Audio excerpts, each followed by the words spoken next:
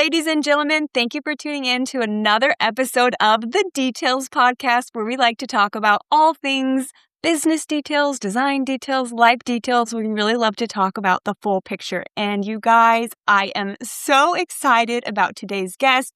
If you're listening on Spotify or Apple, thank you. But if you're watching on YouTube, you get the video and you see that we have Brian Tabor, the founder and president of Tabor Co, on the podcast. Thanks for joining me today.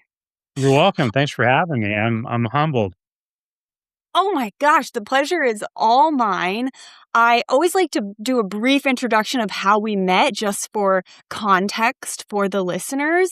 And I had the pleasure of meeting you, I think, 2.5 years ago, when God dropped a dream project in my lap of Boot Barn, and I knew the design was going to be really millwork heavy. So when I set out to try to find a millwork company that had the attention to detail and the skill to get it done, you not only replied to my email, but you just treated me like such a human. And I came into the project knowing I'm a nobody from Nebraska, but you gave me the time of the day. You talked to me. You even offered to meet up with me, show me your warehouse. Like, I can't tell you how much you made me just feel like a valuable human. And I just want to say thank you for that time.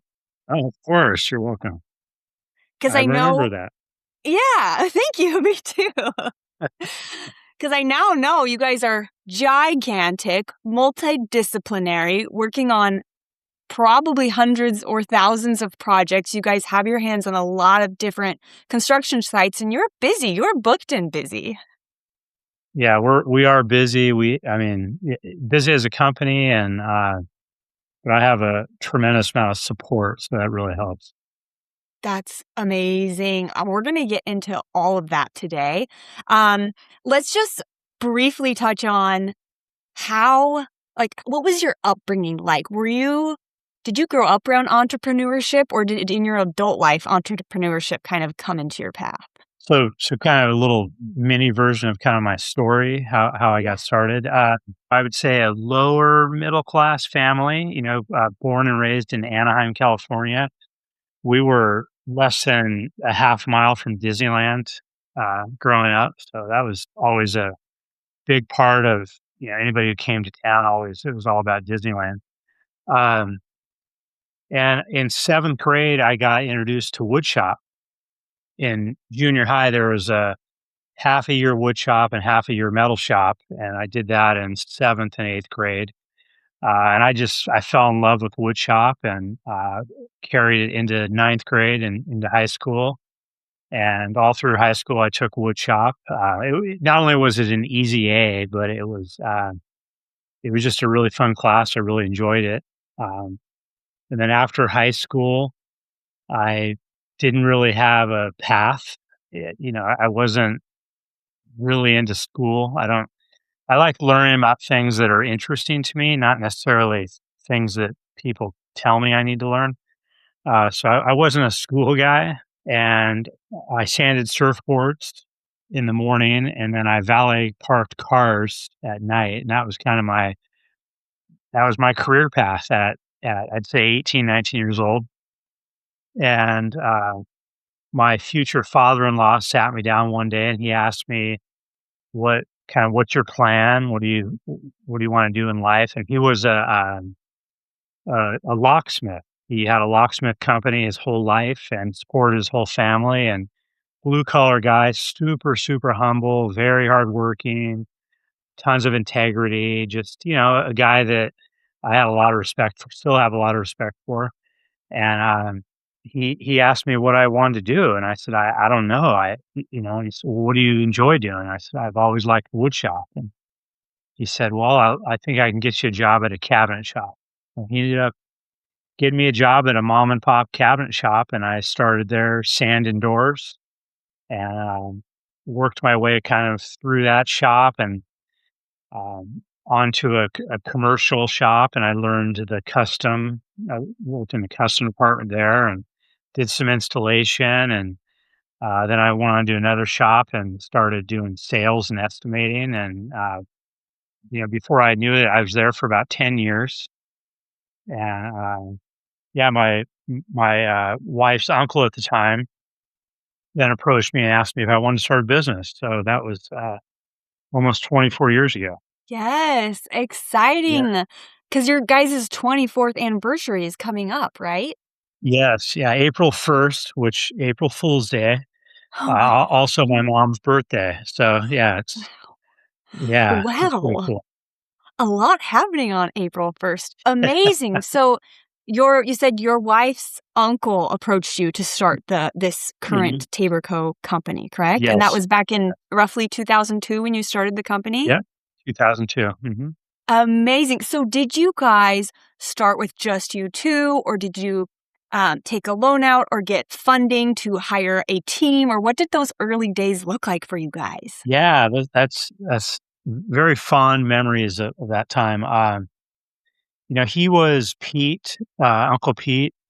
He passed away unfortunately, but he was he was just one of these guys who thought outside the box. He was always very creative, very, very smart, ran a super successful company, but you'd never know it by the way he carried himself because he was a very humble person. He, drove an F-150, and you would just never know that he had quite a bit of money, and that never really changed who he was, and I really admired that about him.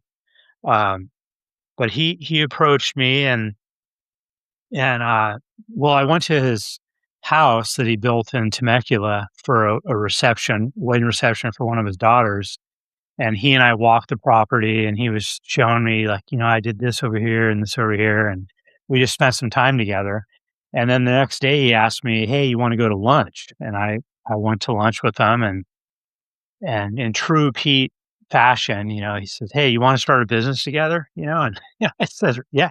"What kind of business?" He said, "A cabinet shop." And, so he said, "Go home." He goes, "Pray about it. Go home, talk to your wife." Which was his, goddaughter. It was my wife's uncle. Okay. So I went home, I talked to Jennifer. She said, "Yeah, we gotta do it." I called him the next day to kinda get to your financial question. I called him the next day and he said, I said, "Yeah, really wanna do it, excited." And he said, "Well, how much money do you have?" And I said, "I have $15,000, 1 5." And that was our Yeah. 401k. That was everything that we had saved. And, he said, "Okay, I'll put in 30,000, you put in 15. I'll be 66% partner, you're 34% partner." And we pretty much shook hands on it, and we were off and running. He said, "Give your notice at your other job, give them a 1 month notice." And unfortunately, or fortunately, depending on how you look at it, my old boss told me to pack up my office and get out. So he Wow. he gave me about an hour to do that. Yeah, and Pete says, "Hey, I'll sit down. I'll teach you how to talk to banks. I'll bring in a CPA. I want you to do a list of equipment that you need, that you think we need, and go find a building." And he walked me through all this, and I came to him with a list of machines, and it was about $500,000 worth of equipment. Wow. And he wrote me a check, and he gave me the check, and he said, "Pay me back 5% simple interest over 5 years." And that's kinda how it started. I mean, I was way over my skis at that point. I was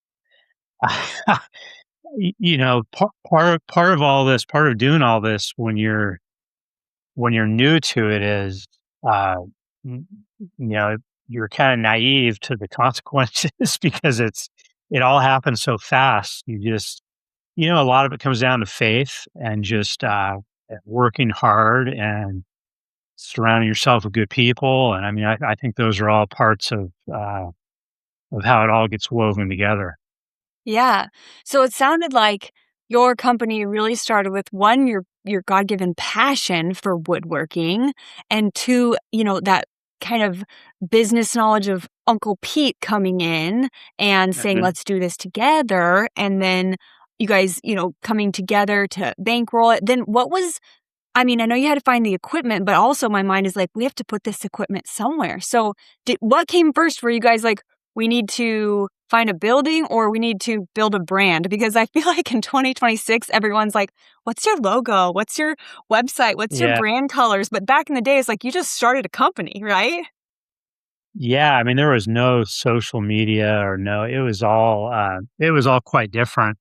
Uh, Hmm. we we f we ordered all the equipment, and it took a little time to get. I think it took us, 45 to 60 days to kinda get all the equipment. We found a building right away, we leased that, and then one of the first hurdles was, we leased the building, and then after we leased it, we figured out we didn't have enough power, and that was, something that when you just don't do this, you don't know to think of it, and we had to go to the city and ask them for, Southern California Edison had to come and trench and add more power to the building, and I mean, not only was it expensive, it was a cost that we didn't plan on, but it took time, and it was stressful waiting for them to, commit to doing the work and getting the work done, and we got it all done, and we started off, uh, as a shop, kind of our business model or business plan was to do half of the revenue that I had done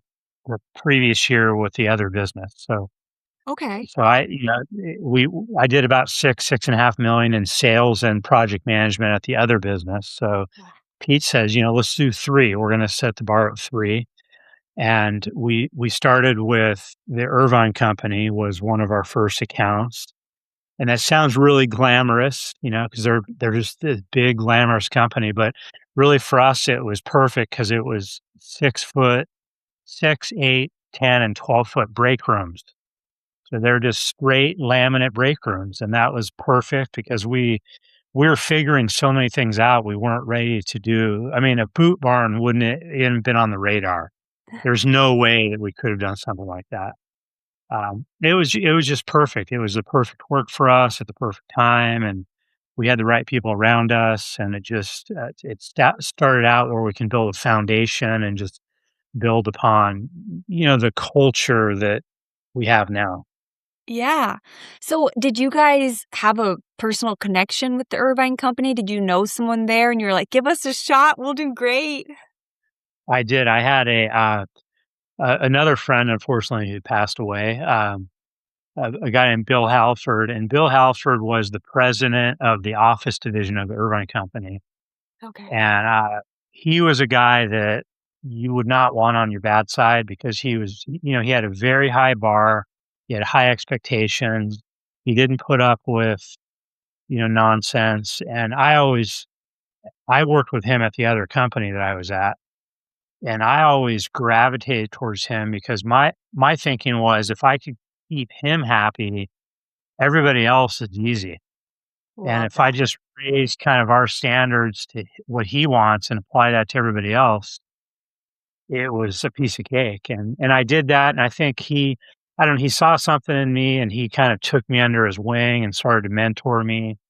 And when I was thinking about starting a business, I talked to him, and he said, "Hey, if it's something you want to do, I'll give you the account." So he gave us the account right out of the gate, which was pretty special. Again, it was exactly what we needed. Yeah. That's incredible. Okay, so you've got the business, you've got the building, you got the power now, you got the electricity, you've got the client. So then what do you guys start doing internally as far as making those key hires and implementing some type of internal processes or systems so that you're not the bottleneck for every single operation? Because I think that's what a lot of new entrepreneurs fall into is wearing all of the hats, doing all of the things, having Yeah. to do kind of everything to some extent. And then when you grow out of that is when you find the right people and put those right processes and systems in place, right? Yeah, I mean, that's a great question. If a micromanager's over here, I don't know what you call someone who's way over here, but I'm way over here. Okay. I I have this I have kind of this clear vision in my head what I want things to look like. Mhm. Uh, but I don't necessarily have the skill, the knowledge, the experience, especially at the beginning. I was having this conversation with someone last week. I started with really well, like I said, I started in the shop sanding doors. I learned how to mill cabinets. Then I learned how to assemble, install, sand and finish. I had all that knowledge, but I had no technical knowledge.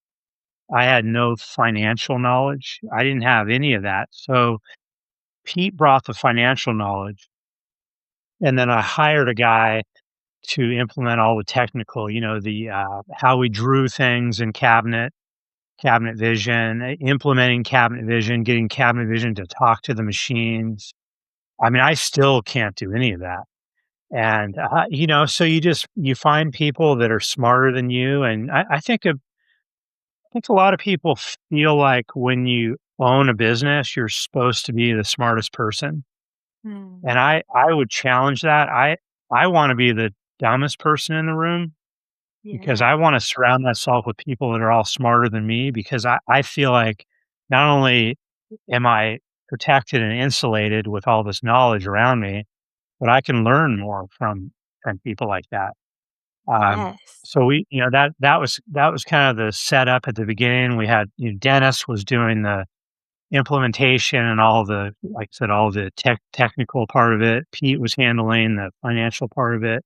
And I was doing the customers and kind of how I wanted things to be, how I wanted people to be treated. That was a real big thing for me. When I was at the other company, I didn't feel, uh, look, we're in America and everyone can run their businesses how they want to run them. And I so appreciate that. And I'm so grateful for that. I would just never run my business like the old owner I worked for because he didn't wasn't a mean guy. He just wasn't a nice guy. And he didn't I just don't feel like he respected people Mm. and what they did and who they were. And that was really important for me at the beginning. That was something I knew that I knew how I wanted to treat people. Mhm. And we were 2 weeks into the new building and, painting. We're doing all the painting ourselves because I didn't have a job, so I didn't have anything else to do. We didn't have equipment, we didn't have power, so I was painting. And, I'll never forget, I mean, it seems like yesterday, 2 guys walked in the door from the other shop that worked in the shop, and, like, "What are you guys doing here?" And they said, "Well, we heard you started a new business, and we wanna come work for you." And I was just like, "This is awesome." I Yeah. mean, and it's funny because Hoovy, he's in the shop. I just saw him today. Oh my He's still gosh. here, and and he brought we talked about the technical, the financial, kind of the cultural, but Mhm. Hoovy brought the hands-on in the shop, the process in the shop, Mm. uh, and, without getting too, spiritual or whatever, but it was like God was just putting these pieces together for me, and, Yeah. uh, I wasn't in control of any of that. It was just landing on my lap, and, that was looking back that how things are all woven together, Yeah. like, I couldn't have planned, from there to here. If Yeah. I did, it wouldn't have been this great. Like, my vision probably would have been, a third of what it is today, and, I'm just, I'm just in awe of that, how everything just kind of fell together. Yeah, God is good and his ways are higher than ours for sure. Yep, And I love that it sounds like he was just knitting everything together for you. And he very clearly was like, Brian, this is the path I have for you. And I'm going to open doors and make things happen. yep, yeah, I love 100%. Yeah, I love that. And since we're on the faith topic, that's also one thing that I really admire about you is through our time working together and me working with your team, and just, getting to know you over the process of the Boot Barn project, faith is important to you and it comes very naturally in how you carry yourself. How do you feel like your faith has affected or impressed onto your business? hmm. Uh, I mean, in some ways, it's weird. Sometimes I feel like I don't do enough or I should be doing more. Mm. I don't like to ram that down people's throats. I feel like if I have a chance, I would rather be subtle about it than, off-putting. Yeah. And, some people disagree with that but I think my style and how I feel comfortable is, uh, like I said, just being more subtle about it. But it's certainly helped. I mean, we have just in the office, we probably have 12, I'd say 12, 15 believers in the office that are all they're just good people, and they care so I think that's really everything as far as how it's how it's helped the business. I mean, without God and without his plan, like I said, I would probably still be in Santa Ana and in one building making laminate cabinets. Um, Yeah. but he has continued to put opportunities in front of me and we always say we're always hiring the right people. If the right person comes in the door and for me personally, I would rather have someone with the right character Mm. and no experience. We've had plenty of people walk through the door with tons of experience, but they're poor character, so we just pass Mm. on them. And it's important. It's important to me that we have a safe work environment. And what I mean by that is, I mean internally, we're not yellers. We don't disrespect people. We care. I think the word that I have to use is steward. We steward. I don't feel like I'm stewarding the business. I feel like I'm stewarding the people.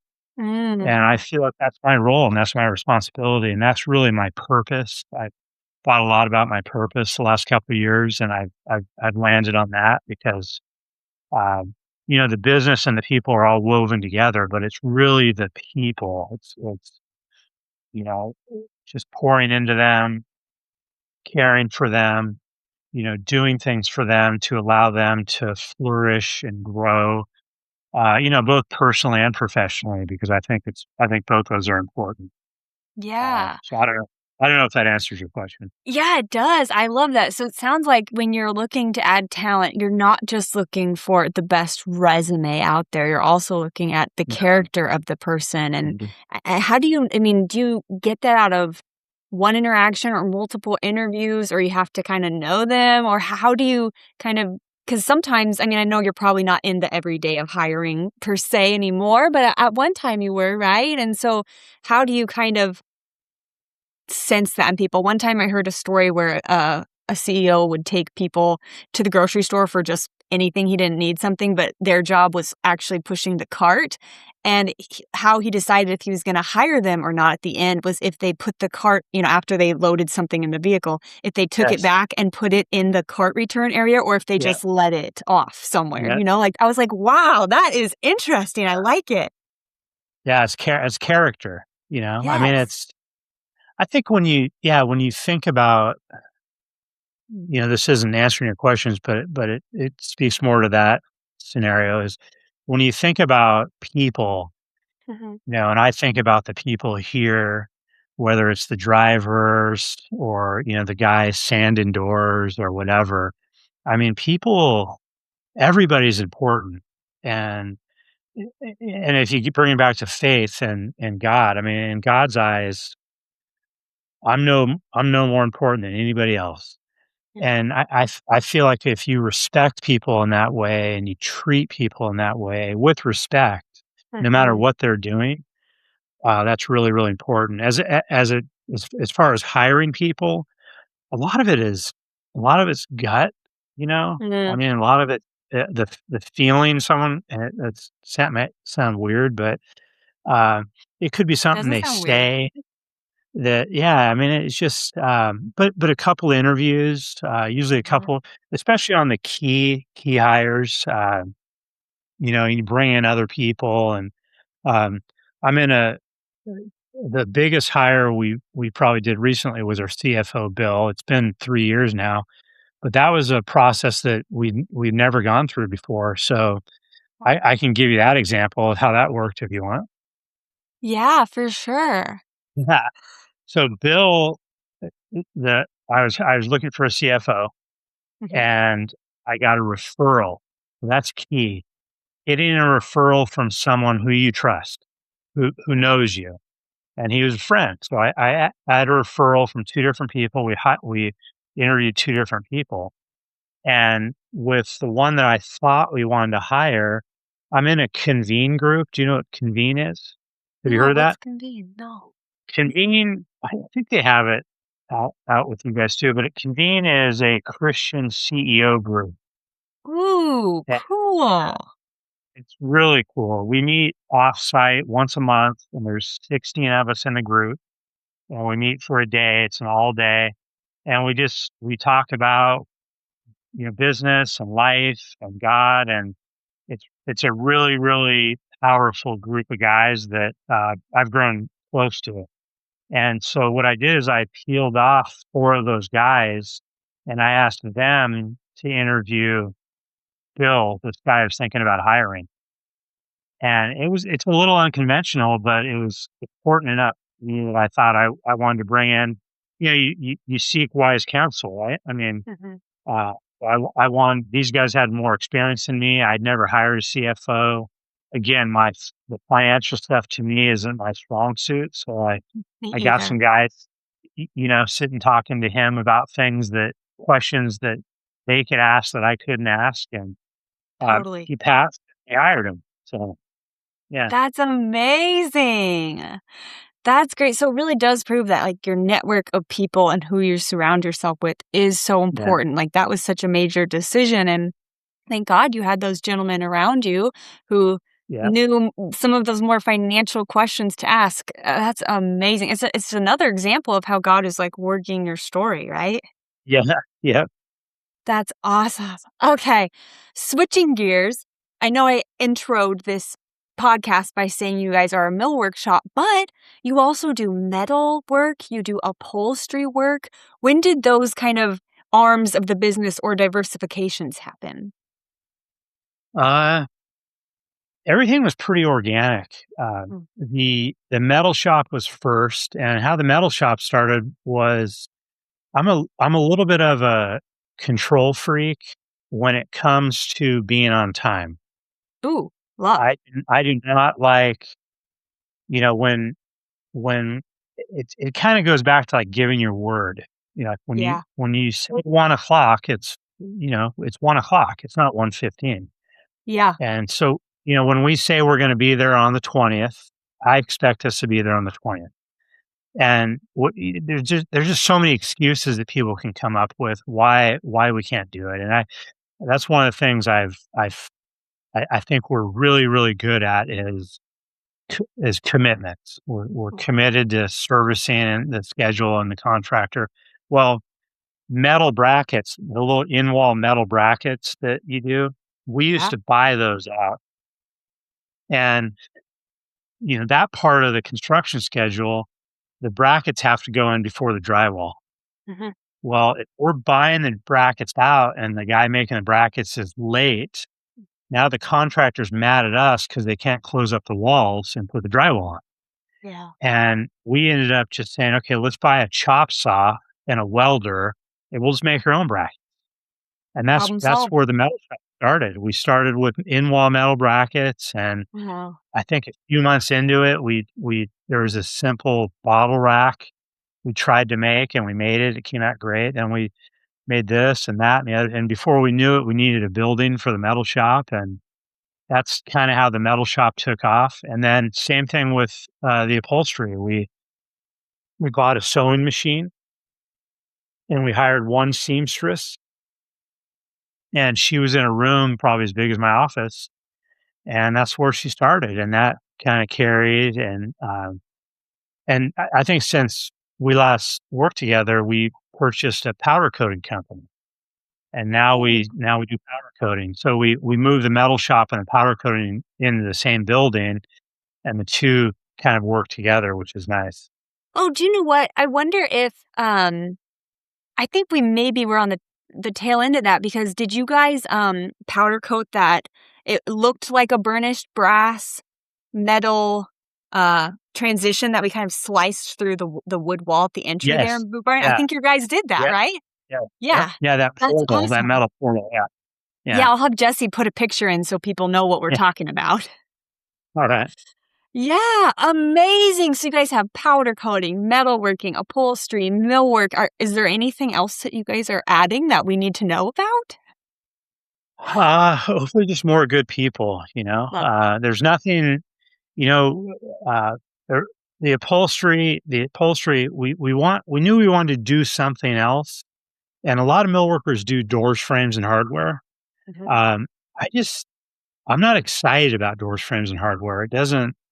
It's not something that stops me in my tracks. Where if Yeah. I see a really cool banquette seat, I'm like, wow, that is so beautiful. It's more of a work of art.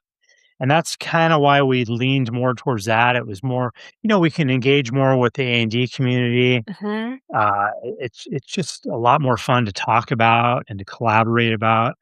Yeah. Um, that's why we did that. Yeah, I mean, we worked together on a banquette seat for Boot Barn. We designed a couple of them, and you guys built them. And I remember I was there on one of the days when one of them was being installed, and I just took a little video. And they have their Tabor shirt on. I'm like, wow, look at them go! This is so cool to see, like all these ideas. We. Oh, I also want to touch on this, which is something I love about working with you guys at Tabor. Obviously, we're gonna have a lot of drawings, shop drawings, submittals, all these things. But because the Boot Barn project was so detail oriented and so unlike your regular corporate office, one thing I loved about you guys was you didn't shy away from emails or in-person meetings. We had multiple in-person meetings to get it right, to get those details right, which I appreciated because we're great. We can be in Procore, we can be in email, we can be doing all the red lines in the world, but sometimes just getting people in a room together and, using your hands and paper and wood and be like, this is what we want and sketching it together. It's like, it clicks and we got some, and the banquette wasn't the thing I'm referring to, but I just wanted you to know how appreciative I was of your team. I'm sure there was points when they were like, Tara again, but like, I'm just so pleased. And I know the client is so pleased with how it turns out. So to me, that just made all of those meetings worth it. Yeah, we take it.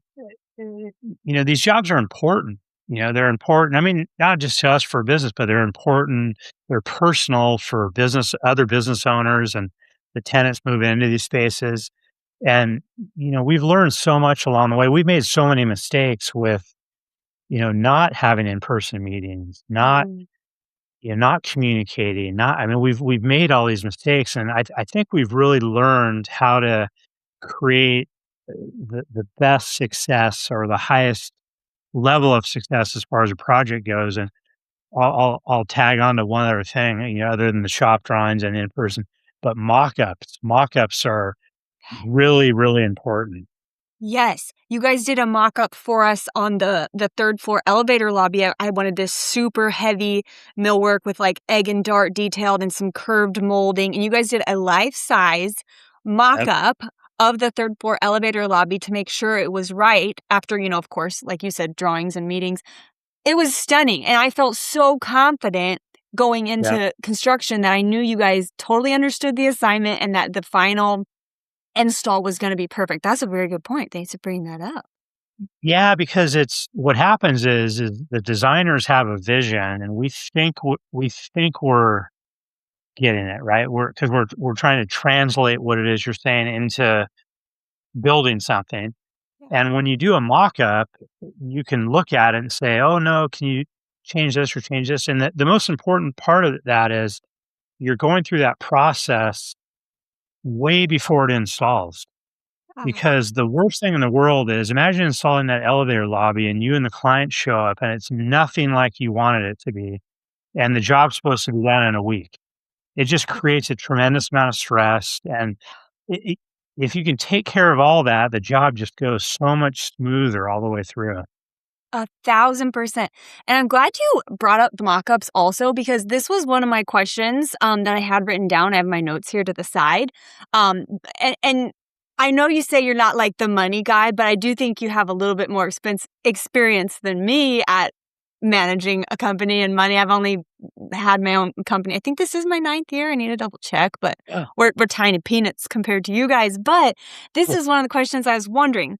When you look at the money that a company brings in, how much of the pie do you slice up for like, okay, here's when you said mock up, that makes me think of like R&D costs. You're kind of researching and developing, right? And then you have probably maintenance, marketing, payroll. Do you have any like rules of thumb where you're like, oh, if I go over 40% here or over 20%, like that's a red sign to me? Or how do you guys kind of navigate that? Do you have any idea?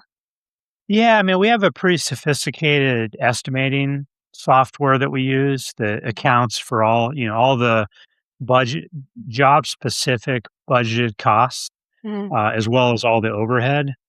As it relates to mock-ups, though, mm, I would argue, and I would probably win the argument, that I don't care if you have money in it or not, doing a mock-up in the long run is gonna save you money.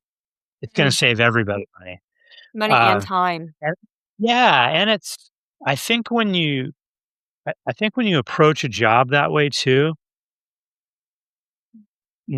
like I said at the beginning, we love what we do, and I think when you love what you do it well, Yeah. and I don't think you can do it well if you don't love it.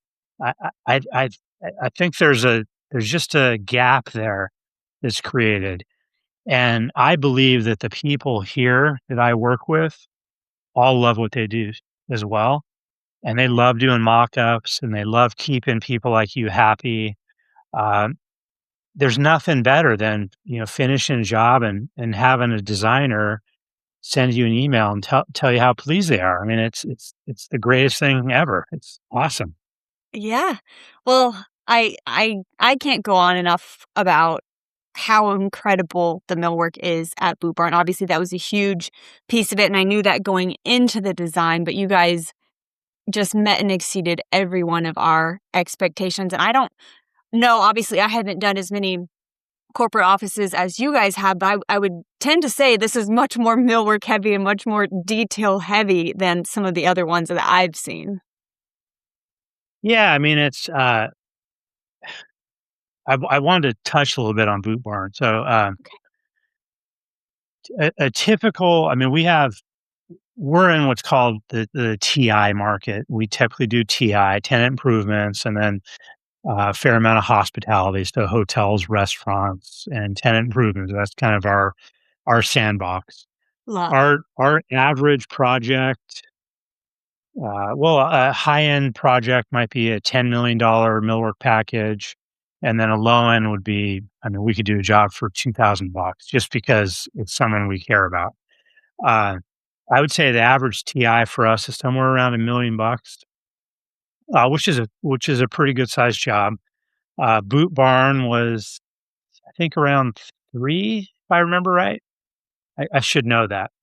But what I wanted to talk to you about Boot Barn is what was so fascinating to me, and it kind of blows my mind a little bit, is we've done a lot of TIs. We've done a lot of TIs for the architects in town, the Genslers, the Ware& and Malcolms, LPA, SAA, IA, all kind of these, and they all have a feel to them. A It's look and hard a to feel. Yeah, it's hard to I mean, you can kinda go, "Okay, that's a Gensler job. That's a Ware& and Malcolm job. That's a" This Boot Barn project, it's probably one of the most unique projects I've ever done, and it's because of you. Oh my gosh, Y a good you cry. No, because you're the uncommon denominator in that process, and it was, like, remarkable how this person comes in from out of town, totally disrupts, like, the norm in a good way. Yeah, it's yeah, So so I appreciate you saying yeah, this so much. yeah. No, it's true. I mean, and I think that's why they wanna I talked to Ted the other day, and, he's doing a cornet event, he wants to do it at Boot Barn.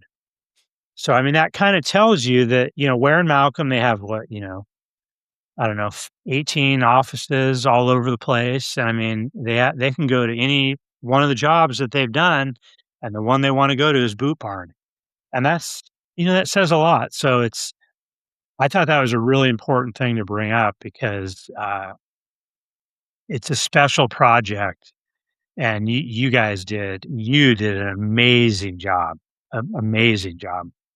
Thank Yeah, you. I think it all goes back to what you said earlier is loving what you do. Like I was talking to a friend earlier and I was saying, I just everyone wants to be a designer. It sounds fun, right? I don't just like being a designer. I love it and I'm passionate about it and I don't just do it for work. Like I travel for design. I listen to design podcasts. I read design books. I don't just go to one industry conference every year. I try to go to different ones. I've been to hospitality ones, I've been to corporate ones. I also go to giant antique fairs. I've been to Europe to go antiquing. I've been antiquing in the States. Been to the HD Expo in Vegas, been to NeoCon in Chicago. There's stuff everywhere, but I never want to stay stagnant. I always want to be learning. And as we know, this industry is always learning and evolving and growing. So yeah, I want to just be a sponge and absorb it so that I can apply different skills when different clients come along. And it's actually one of the hard things about our branding is I really try to make our projects not about me. That's why I didn't name it like Tara Miller Interior Design. I named it the yeah, Heartland yeah, because that's kind of where we are. But all of our projects look so drastically different. And I tell people it's because we don't take our style and just stamp it on every yeah, project, which is easy to do because it's streamlined and you spend less hours on it. But that's not what I care about. I care about getting to know each client, how they're going to use the space. If it's, if it's residential, that's one thing. If it's commercial, that's a different thing. But for commercially, you know, who is their target audience? How do they use the space? How do they want people to feel in the space? And the thing with Boot Barn was they really wanted their team to be inspired and they wanted a continual reminder of their client base, who they're serving, that American cowboy, that rancher. And they have excellent, excellent marketing and branding already. So I felt like it was our job to translate this thing that they already have, this great, great company and great look, great aesthetic, great brand. It was my job to translate that into a 3D built environment that felt in keeping with their social media platform, in keeping with their products, in keeping with their holiday magazine mailer. Like they already do so much artistic work. yeah. I just had to take it to a built environment that they could live and work in every day. And I love it. I don't like interior design. I just love it. And so it was so much fun and rewarding and such a God thing that a tiny firm from Nebraska would get awarded that job and then to have it, turn out so well and have people so happy with it has been amazing. I love seeing people use the space that we design. Yeah. Like that's the icing on the cake for me. Yeah, I don't think you could have done a better job. I mean, yeah, it was amazing. Thank you. Well, couldn't have done it without you guys. That's for sure. That's for sure. But okay, going on a few more questions here. I have a lot of questions, but I'm going to skip some just because I don't want to take up too much of your time. I try to keep this at an hour or a little over an hour. Okay. Well, how has your role changed from 2022 to now? Like, what is your daily routine like in the day of Brian Tabor? Morning to From evening? from 2002 to now? Yeah, like, what would you say, like, your main responsibilities were in 2002, and then now, like, what does a day look like for Brian Tabor now? Yeah, and when we first started, it was a grind, obviously, and I do everything, estimating, sales, ordering material, making phone calls, field measuring, uh, you know, helping out, helping load truck, whatever it took at the beginning, which is important. Now, stewarding is it. you really have to think further ahead. Mm. I mean, one example is I have a meeting this week with someone from the Dave Ramsey team uh, because I want to do a class for everybody here on. I want to do one of the Dave Ramsey University classes for all the employees. Yeah, I've Um, taken one. yeah, because I I feel like people can use help saving and navigating finances. And, again, when you're stewarding somebody, it's not just about work, but it's, their personal and all that is so important to them. And I just want to pour into that. So that's something that I'll be doing this week. I, I love surfing. Uh, Surfing is probably one of the most favorite things that I can spend my time doing. Yeah. So I have a thing where if the waves are good, I'm going to surf, and I wasn't able to do that, years ago, and now I kind of try to take advantage of that. That unfortunately the waves just aren't always good, so uh, Yeah. it's been a really slow year. But this week, yeah, it's going to be good this week. So I like to surf, I have a leadership team now. There's 9 people in the leadership team, and I spend a lot of time with them day to day. When I'm here at the office, I usually walk the shop probably 3 or 4 times a day, and I just like looking at what's going on out there. I like looking at the materials that are coming in. I just still like to stay connected with that. Talk to the guys in the shop. I'll walk and talk to the project managers. I'll sit in on job kickoff meetings. That type of thing. But it's really different every day. I don't have I don't really have a daily routine at work. It's very fluid. Love that. That's awesome. Yeah. Okay, and I don't know if you know this, you are the first male entrepreneur I've had on this podcast. We've had quite a few Oh, female entrepreneurs. So wow. I'm going to ask you one of the questions that I've asked every Oh, single no. one of them. And the reason why I'm asking you is because I know you. You're a good straight shooter guy and you don't have a big ego. And so Uh-oh. I'm excited to ask this to a male. Okay. Okay. And I know this about you because I obviously know your kids, but how do you balance being a parent while running a giant business? How do I run compartmentalization? Okay. Love this. Yeah, I Love mean, it. yeah, I mean, family I mean, still to this day, I usually go to work and go home. I don't Mhm. I don't really do anything else. So uh, Madison's still at home. Our youngest daughter's at home part-time because she's in school, and Kerr and my son, he moved out, but we do, family dinners every Sunday night. We had tacos last night. Um, yeah, I mean, I think balance is important, Mhm. in life. And, you're talking about work and family. Those are 2 things to balance. But I think that, in convene, it's faith, Mhm. family, fitness, finances, fun. I think that's it.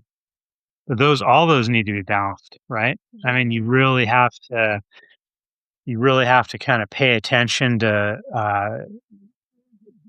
do you have children? I never even asked you. Yeah, we have my son, a 5.5-year-old Wesley Wayne. He's just our Okay. everything. So you know that Yeah. there are times where your son needs more of you, and there are times where maybe your business needs more of you. And I think it's just being aware and being willing to kind of give where it's needed, if that makes sense. Yeah. Yeah, and I'm sure it's changed too, like, my son being 5.5 and you have some adult children, I'm sure it's, like, Yeah. ebbed and flowed and changed over Yeah. the course of many years.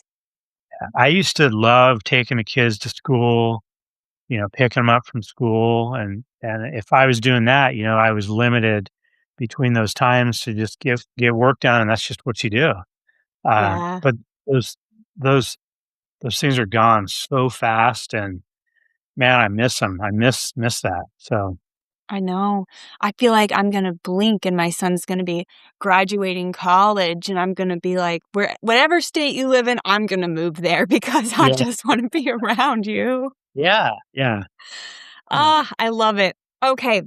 Well, I am so thankful for your time, sharing your wisdom with us, complimenting Boot Barn. That is like just so good for me to hear. And then I want to close with just some fun, lighthearted, rapid fire questions. So you don't have to think Okay, too much about it. I tried to make them really chill and easy for you. okay. You ready for the rapid fire round?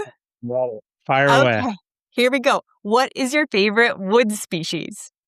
Walnut, Ooh, nice.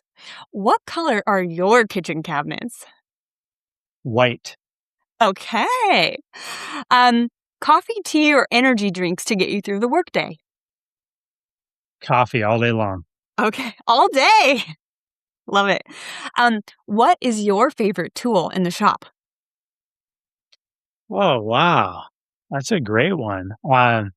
Well, let's clarify a tool I can use or a tool in the shop. Oh gosh, I don't know. Up to your interpretation. Okay, I think the best tool in the shop is probably our CNC routers, which I Mm. cannot. Yeah, but I mean, such a diverse tool, right? Yes, yes. Yes, love it. Okay. Um, okay. What is the hardest thing to work with? Wood, metal, or people? I think the hardest, but by far the most gratifying is people. Yeah, I love it. What is your go-to music genre? I like Christian music, Yes. but I like some of the old. I mean, Elton John, Eagles, uh, that type of like kind of mellow, like the singer songwriter stuff. I like the songs that tell a story. Billy Yes. Joel, that type of stuff. Yes, Billy Joel came to Omaha one time, and none of my friends wanted to go. Obviously, like, they don't really know who he is, but I wanted to go, and I it's one of my regrets to this day that I didn't just go by myself. I was like, "I should have gone because how often does Billy Joel come to Yes, Nebraska? Next to yeah, never. So, yeah, I think I actually have to travel to, like, Chicago or Kansas City. I heard sometimes he plays at sporting events, so I'm yeah, gonna have to find that. I love that you said yeah. that. Man, the Piano Man is just such. I mean, what a great song. Yes, so good. I have his record. I have a little record machine in our living room, and I love it. Okay, what is one thing that you think your team would say you're famous for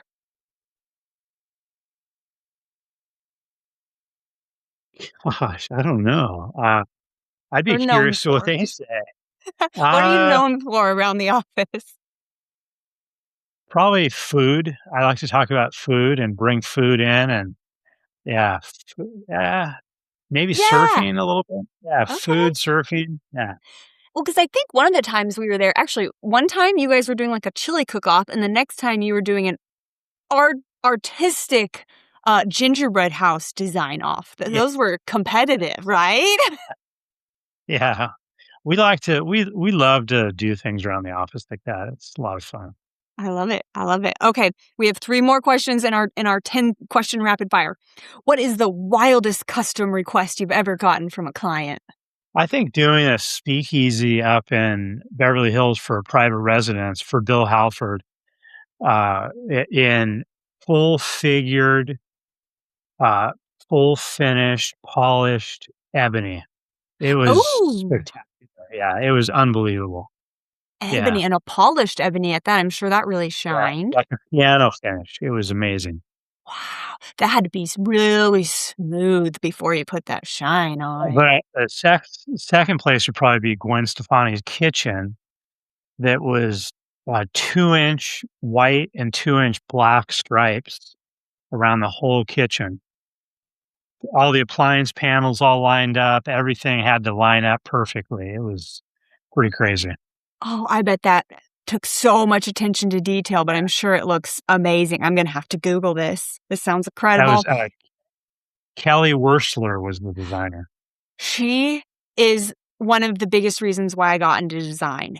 I've been inspired by her since, like, 2001. I have bought all of her books, the ones that are in production and the old vintage ones that I have to search for online. I'm a huge, huge, huge fan of Kelly Wearstler. Can we do a little sidebar story about her? Yeah. Oh my gosh, we can take all day. Yeah. So, Gwen and I went to high school together, What? and that's how we ended up getting involved with her kitchen. Okay. But we were working for a general contractor who we had never worked for, Mm. and an interior designer who we'd never worked for. And, I found out it was Kelly Wearstler, and immediately, I mean, this just goes to show you what kind of your gut reaction is, right? My gut reaction was, "Oh my gosh, she's gonna be a nightmare. She's gonna be so high maintenance, so difficult." Um, well, we got through the whole entire project, and I told her this too. I actually told her this face to face. I said, "I thought this project was gonna be a nightmare because of you, and it was actually a nightmare because of the general contractor, and you couldn't have been better to work with." She was so nice, so kind, so, yeah, she was awesome to work with. Oh, Yeah. I love that. That's so cool. That's amazing. Yeah, she's one of a kind. Her brain is so creative and brilliant. And she was actually on Emma Greedy's podcast just a few days ago. I don't know if you listened to that podcast. No. No. Emma Greedy's like the huge CEO behind like all of the Kardashian brands, like Skims and True American and all the brands. She's like the one who actually runs them. And Uh, she started a business podcast, so of course I'm listening. And she had Kelly Wearstler on the other day, and I was like taking notes. It was incredible. yeah, I went to, spent a lot of time in her office, and, I mean, just who she is as a person. I don't think all the stuff you see about her and stuff really does it justice, because just the way she is around the office and the way she is with the clients, she's just a really kind, nice person, and very, very talented. And she doesn't have any ego or any attitude or any of that. It's, which I don't know why I expected that, but I was pleasantly surprised. That's awesome. That's awesome. It's also one of my life goals. I read in an article a long time ago that she collects teapots. So I'm always on the lookout for a super cool teapot. Haven't found a cool enough one, but someday I hope to find a cool enough teapot and I want to mail it to her and just say, "Here's a teapot. Thank you for inspiring me." Yeah, that's cool.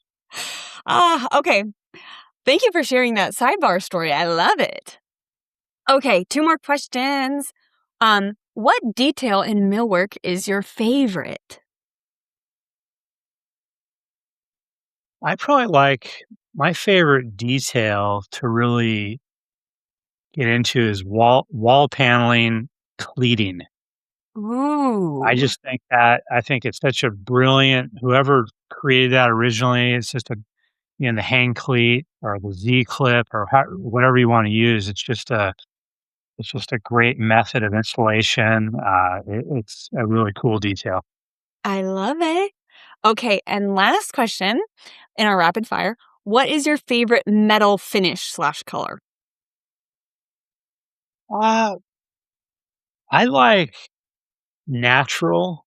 Mm. So natural brass would probably be natural, like a bronze. I like natural walnut. I'm a big fan of not covering things up. Yeah, Um, yeah. yeah, Do you like an unlacquered brass where it shows the patina over time, or do you like it lacquered I so it do. stays?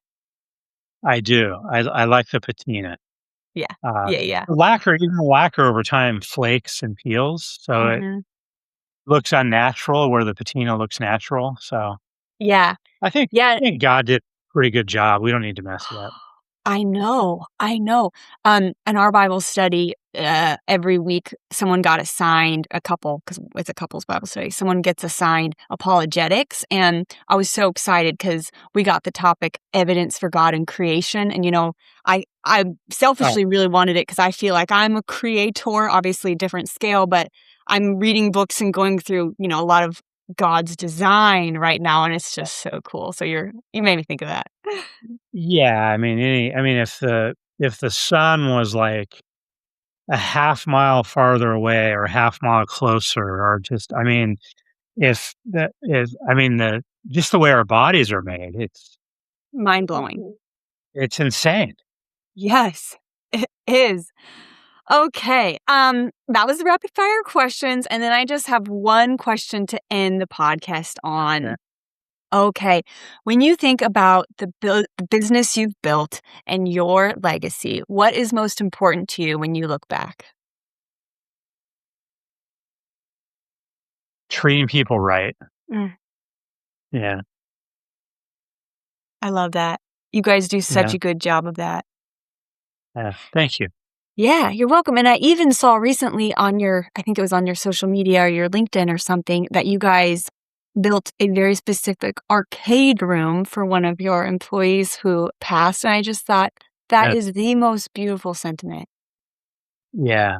Yeah. That was really sad, and just kind of a way to, I didn't feel right about putting someone else in his office. So we turned it into an arcade, and we have an Arnie's arcade um, over the door, and it's just a way to honor him, and just to remember him in a way that it's fun, not sad, Yeah. even though it is sad. So Yeah, totally. Well, thank you so much for your time today. Thank you for sharing your wisdom, your stories, and your time, because I know time is so valuable. thank you for thinking of me. I appreciate it. Yeah, absolutely. I didn't think you were going to say yes, to be honest. So I'm glad that you had the time to come on. So thank you. That's funny. That's funny. Awesome. Okay. Well, everyone, thank you so much for listening or watching. Brian, where can they find you guys at? I can put it all in the show notes. You guys are taborco.com. You're on Instagram. You're on LinkedIn. You're on YouTube. Yeah. Yeah. Taborco.net. And then I don't even have Instagram, so I don't, but yeah, we're on Instagram, all that. Yeah. Yeah, I'll Yeah. put the handles in the show notes so people can look Well, below and click. my son just did a video for the Pacific Palisades High School that burnt down. We redid some doors for them, so you got to check out that video on our Instagram. Yes. It's beautiful, Oh my and gosh. it's a Fleetwood Mac song. I forgot to say Fleetwood Mac. That's another one of my favorites. Love Fleetwood Mac. So good. And I also love CCR. Oh, Yeah, and speaking of your son, Curran Tabor, also check out, since we talked about it so much on this podcast, check out the amazing video that Curran did for Boot Barn. I think it's on both of our yeah, YouTube channels. So that's right. That's right. check that out. He's very good at what he does. And I noticed that early on working with you guys, looking at your website, your YouTube, your social, I was like, who does your videos? They're so well done. And you're like, funny story, it's my son. And I was like, great job. Keep up the good work. I love it. Can you do my video too, please? Yeah, he does a good job. Yeah, Really that's good. awesome. Okay. Well, thank you so much again for being with us. And I hope that our paths cross again in the near working future, because it was a treat to work with you guys. I do too. Thank you again. Yes. Talk to you later. Bye. Thanks so much for listening to the Details Podcast by the Heartland. If you enjoyed this episode, please follow along on Instagram @TheDetailsPod, subscribe on YouTube, and leave us a review. Turn on your notifications to hear new episodes every Monday. See you next week. Bye.